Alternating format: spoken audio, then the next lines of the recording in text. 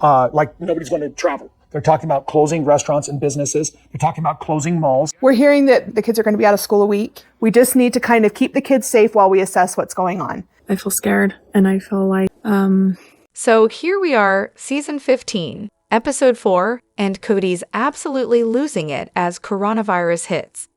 Because who doesn't spend most of their time at the mall, right? Like, what else could possibly be more important when the world's about to shut down, besides, staying alive? But no, not Kody and Robyn. They're clearly all about those mall trips. I mean, priorities, people. Then there's Gabe, who's just there to ask the real questions. You can almost hear him thinking, so Kody, how's that I'm the only one who knows what's best for everyone plan working out for you? Because Kody tried to turn the lockdown into a personal advantage, and wow, did that backfire. Talk about spectacular failure. But hey, 3 women saw right through his nonsense and wisely stepped away from his drama. Can't say I blame them. It's kind of a miracle they lasted as long as they did. And then, the absolute tragedy. One of his own kids made the heartbreaking decision to end his life. That's the saddest fallout from all of Kody's selfish choices. I mean, for all his bluster, this is where the consequences hit hardest. I really hope Kody feels that weight deep down, his choices should haunt him. We've got so much to dive into today, so let's not waste any time. Let's jump straight into it. Hey everyone, what's up? It's Elena here, and welcome back to my channel Reality Nexus X. This show is a train wreck, and it's time to stop pretending it's anything but where do we even begin? First off, the fact that they had to dive so deep into the content graveyard to pull together this new season is honestly embarrassing. You can practically hear them scraping the bottom of the barrel, hoping something vaguely interesting sticks. Spoiler, it doesn't. And if you're unlucky enough to watch this on anything other than Max, you're in for a treat. Sitting through commercials and having to relive the same scene you just watched before they cut to yet another commercial break. Oh, and let's not forget the endless recaps of the same tired details. Remember when we learned how Christine and David got together in the last season?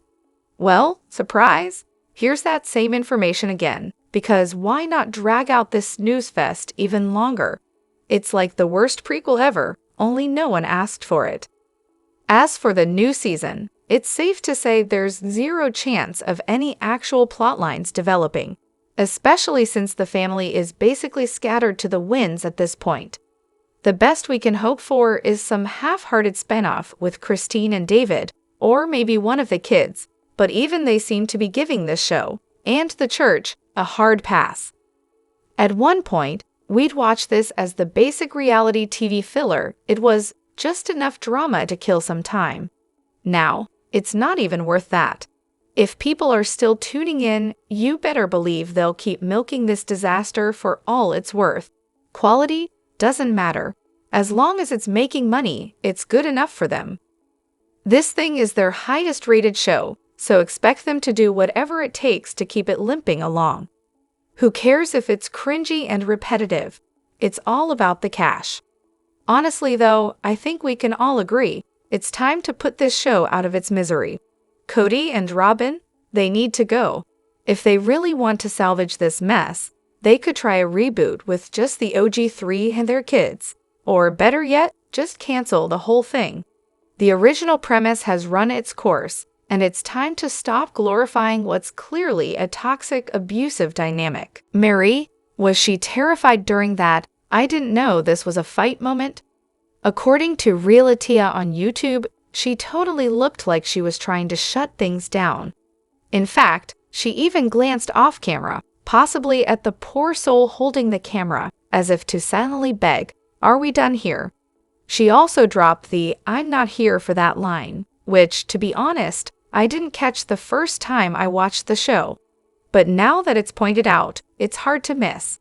Meri's whole vibe in the past has been to laugh off Kody's verbal assault or coddle him.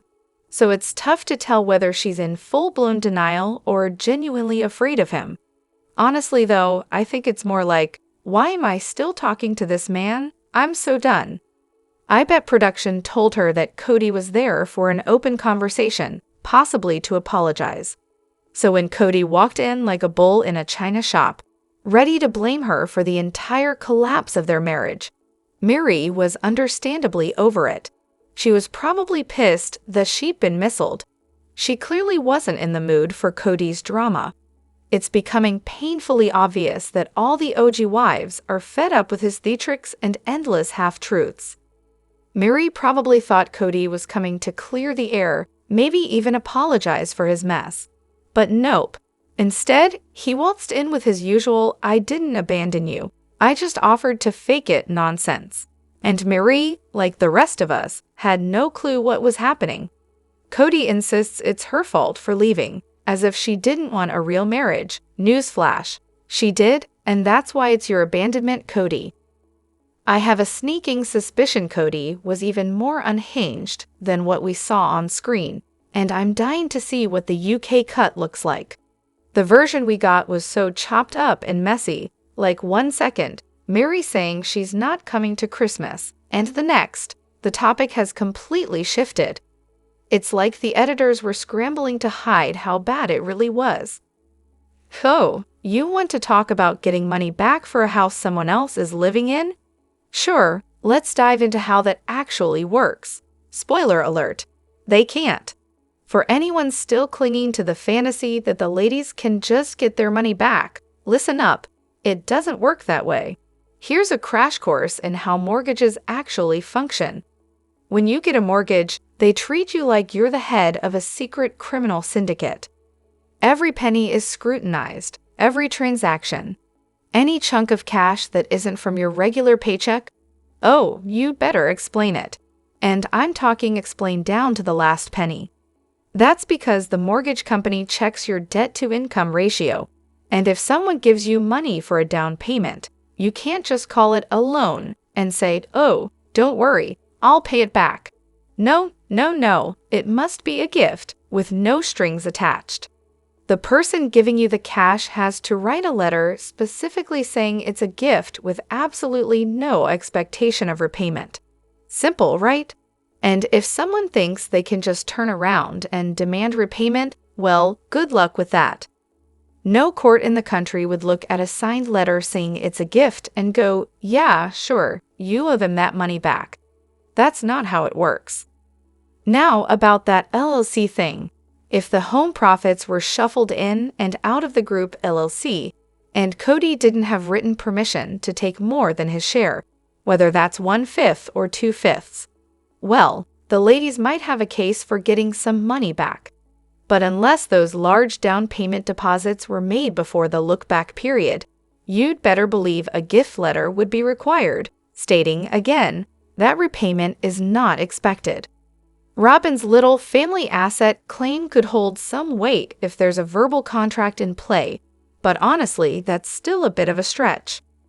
Now, I'm not a lawyer where they live, but the original 3 wives could still try to build a case for constructive trust or unjust enrichment or even business partnership arguments. That might work in their favor. If nothing else, they could argue they were unfairly screwed when the assets were split up. Oh, and about those gift letters? They're designed to protect the mortgage lender from anyone else showing up with a legal claim on the property. They're there to say, "This is your house. Nobody else can come knocking for their money." The liability is all on the lender, not on Kody or Robyn.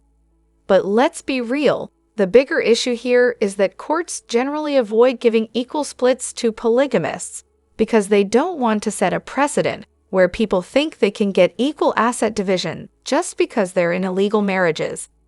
It's a tricky business, all right, so I'm almost positive this will get me banned, but whatever. I have no one around me who watches the show, so here goes. Let's talk about Meri's reaction when Leon came out as gay. People were way too hard on her. Look, she was raised in a religion that outright condemns being gay. It's like trying to unlearn a lifetime of brainwashing, no matter how much exposure you get to the outside world. Now, if she had straight up rejected Leon, that would be another story. But she didn't. She asked questions, she was confused, Hell, she wasn't exactly throwing a parade, but she wasn't kicking Leon out of her life either. Then there's the whole othering thing. She was infertile, had only one child, was the first wife, and now her only kid is the only one in the family who comes out as gay. That's a lot to process, especially in a family where being other is practically a sport. Yeah, it's perfectly fine to be gay, obviously, but Meri's upbringing? Let's just say her whole existence already felt like it didn't fit the mold, and then the kid she had, who had been seen as less than from the start. That's a whole new level of complication for her. And Kody? I'm pretty sure he's already side-eyeing her for not giving him that elusive hair. Now here's the part I know I'm going to get roasted for. She needed a moment to grieve the life she imagined for her daughter. I mean, she had one child, no male heir to hand over to Kody, and she probably envisioned a picture-perfect daughter with a traditional wedding and grandkids. I get it, she built up a whole future around that. And then, bam, the reality of things shifts, and she needs a moment to process. Grieving doesn't mean she's anti-gay. It means she had to let go of an idea of the future she'd held onto for years. So when people drag her for that split second of confusion, I just don't get it. And let's be real, Robyn gets to be all accepting because it's not her child. I'm sorry, but that woman would not have the same grace if she were dealing with it in private, especially if she had only one child of her own. She's getting a lot of credit for how supportive she is on camera, but let's be real, put her in Meri's shoes, and I'm not sure she'd be handling it with the same zen. I have no problem with Meri's reaction. I never understood why people came for her for it. She sat there, processing, holding Leon's hand when Leon was okay with it. She was figuring things out. I think she was afraid of saying something that would wreck her relationship with Leon for good. Plus, I bet she was hurt that Leon didn't come to her first. That's gotta sting when your relationship's already on the rocks. And yes, I completely agree with the whole grief thing. You can totally accept your kid's sexuality.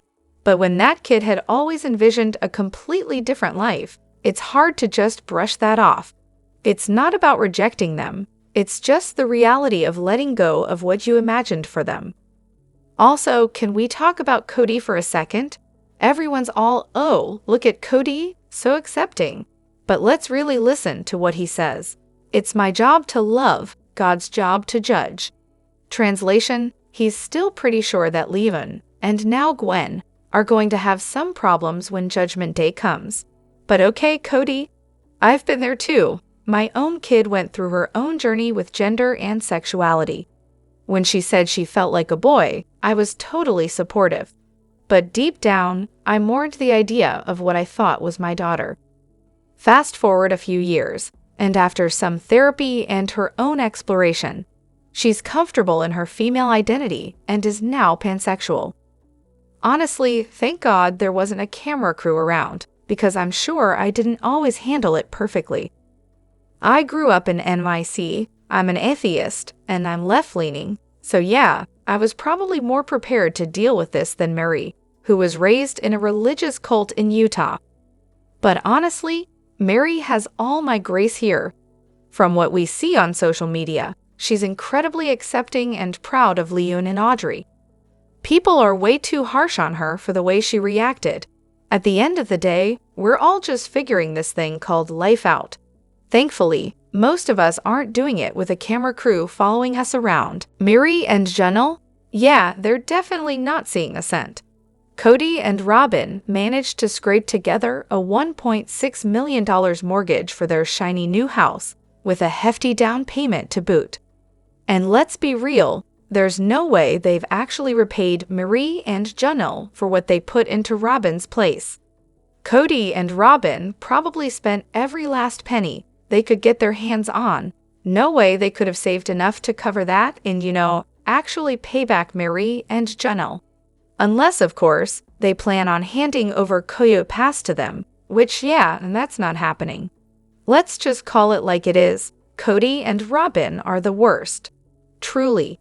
They've got the market cornered on being disgusting and manipulative, and honestly, I just hope karma catches up with them soon.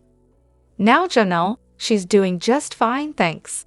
She just dropped a chunk of change on buying Tata farms, so she's definitely got the cash flow right now. No worries on her end. As for the whole, this should be the last season talk, I'm not so sure. I've got a hunch that everyone signed multi-year contracts before Garrison passed away. Last year's ratings were sky high, and with everyone raking in the money, I wouldn't be surprised if they all negotiated some pretty sweet deals with TLC. After all, they've always based their contracts on ratings, and last year, huge. So yeah, I bet they've locked in something for a while. And speaking of Janelle, during her press tour, she mentioned working with Meri on something that'll impact both of them this season. Maybe they've decided to get creative about getting their money back. Maybe there's a deal in the works where Coyote Pass gets signed over to them to make up for what they're owed. Kody could always remove himself as an owner on the parcels he shares with Janelle and Meri, just like Christine did when she signed over her share to avoid paying the down payment. Oh, and Meri? She basically confirmed on a podcast that she can't talk about Coyote Pass, which makes it pretty clear that it's going to be a major storyline this season. Buckle up. Kody rubbed me the wrong way from day one. Am I the only one who felt that? Let me just say, there's something deeply satisfying about watching his entire world crumble. I've been watching the show on and off since the early seasons, but I could never really get into it.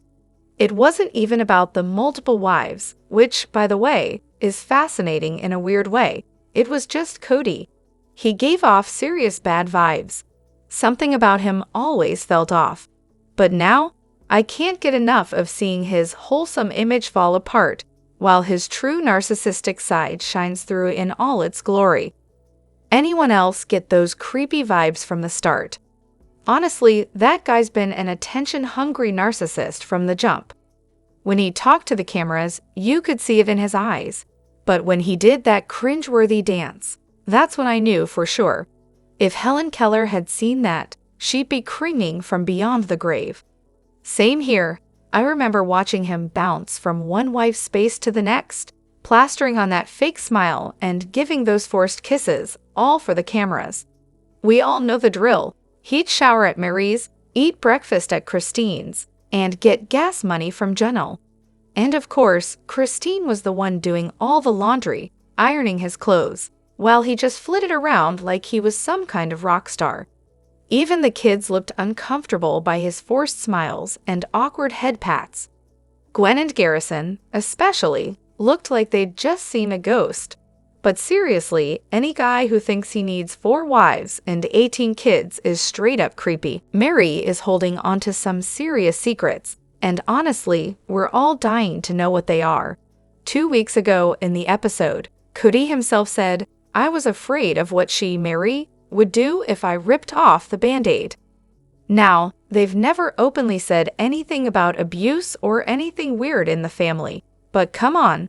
There's definitely been some shady stuff happening behind closed doors. Meri's been there through it all, and I'm willing to bet she's got a front row seat to Kody's darkest, most cringeworthy secrets. If he's hiding anything, she knows it, and I'm sure she's keeping those skeletons locked up tight.